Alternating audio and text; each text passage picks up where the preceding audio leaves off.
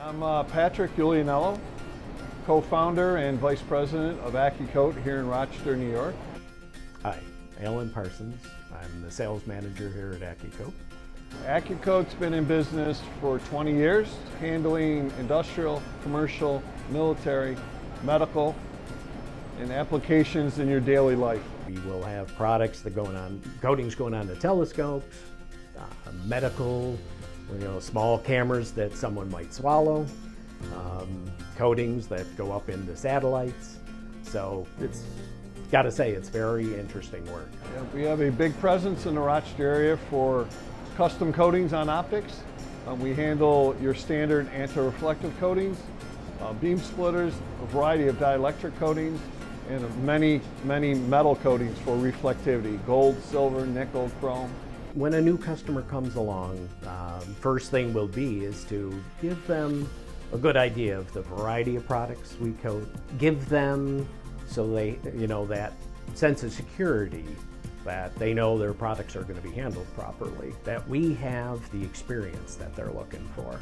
Be able to design their coatings to meet the applications not only for spectral optical performance, but also durability, environmental performance.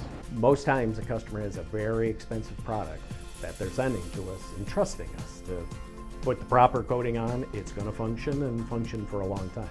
So we've been a strong supporter of East High School and of MCC. We also do work directly for University of Rochester, but especially the East High School program has really helped develop the younger people and understand the importance of optics as a trade. So currently we have one employee that's in the just completed the East High Optics program.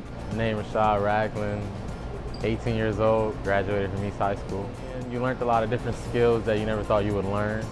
It was more of a hands-on class, so it was something fun to go to school and learn. I feel like a lot of people had a genuine interest. Everyone that was in the class seemed interested in doing the hands-on stuff. I've been working here since September, and I'm more into the role of preparing parts and putting them in tools, taking them out of tools, and packaging them back up and sending them out to the customers. I would say to be open-minded because it is a growing industry. So never just be like, oh, that's something I would never want to get into. Because if you actually get into it, the more hands-on stuff, you might find it fun and it could be a career that you want. A lot of optics company and it's growing every day. He is our second employee directly through East High. We've also had employees that were at MCC, and we're currently looking for expanding that knowledge.